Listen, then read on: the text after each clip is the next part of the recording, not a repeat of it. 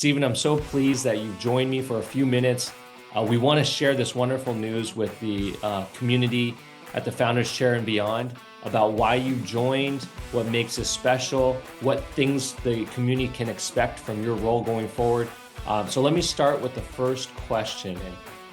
First, welcome to the Founders Chair, and tell us a little bit about your background and what drives you to work with some of the amazing startups and investors that you've done in the past. So I actually studied entrepreneurship, and I have a degree in that from my university. And so I've always been interested in entrepreneurship and building businesses, starting businesses, working with founders.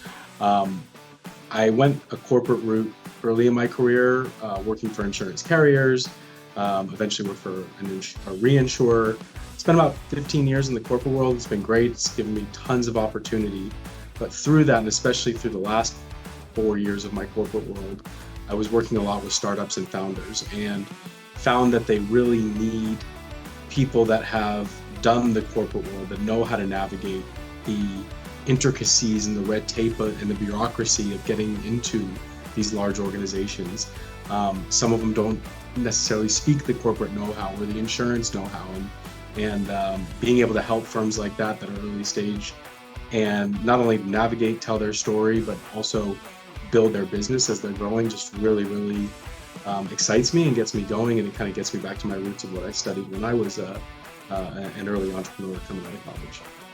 All right, let's keep things rolling. What's one defining moment in your career that shaped how you work with entrepreneurs today?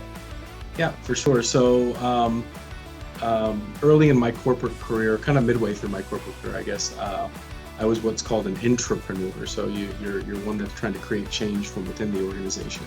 And my CEO came to me to launch a new tablet app for our 18,000 captive agency force in Malaysia, where I was living at the time.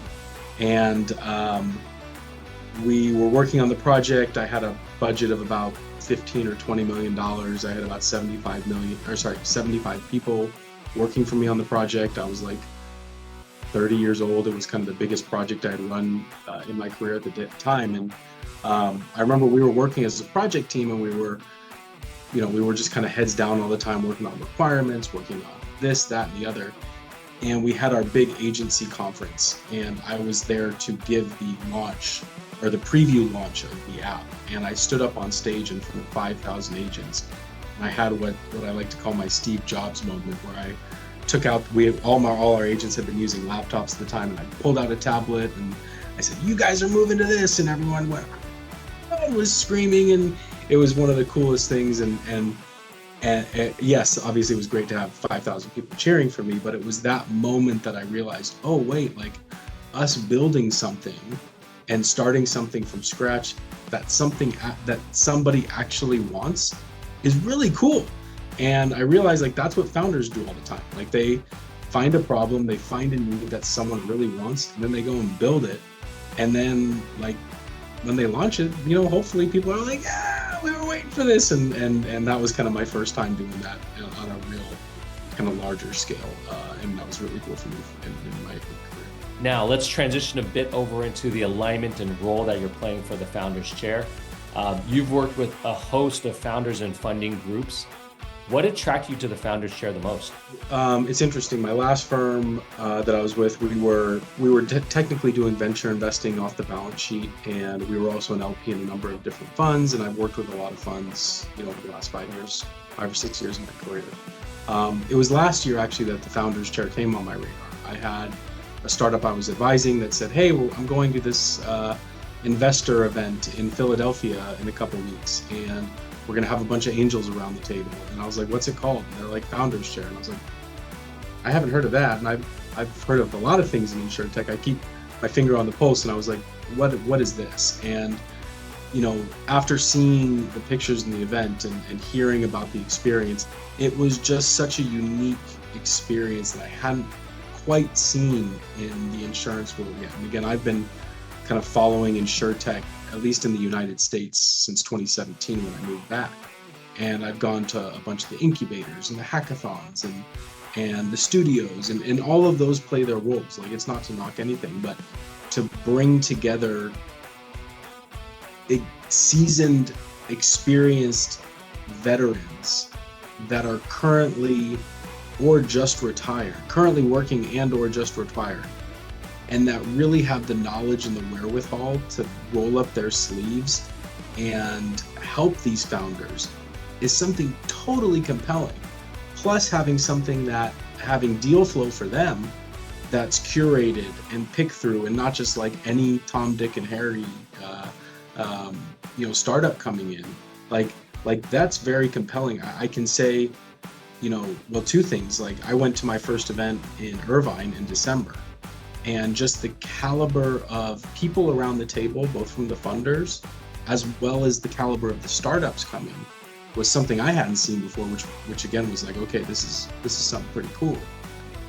As I mentioned before, you've got a whole host of experience working with founders, working with funders and angel investors.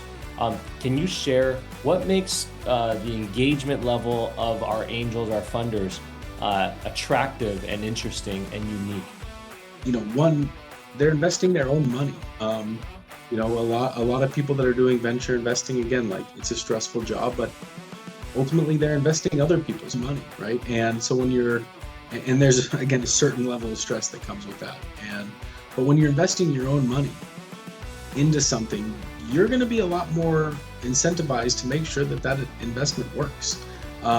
What's also interesting is that I'm trying not to put any words in our funders' mouth, but I would venture to say that almost every funder sitting around the table loves what they do.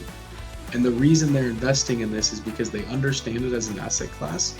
They understand the risk tolerance around it, but they also see that they can help grow it. And they really, they're seeing a lot of the founders that are kind of at the stage that they might have been at 20 years ago when they were starting their firm. And I think they want to help. So again, that's not to say you don't get that from other capital sources out there, but I think given the roles that these people play currently in the ecosystem and that they're investing their own dollars, you just get a differentiated level of support than you would get at others.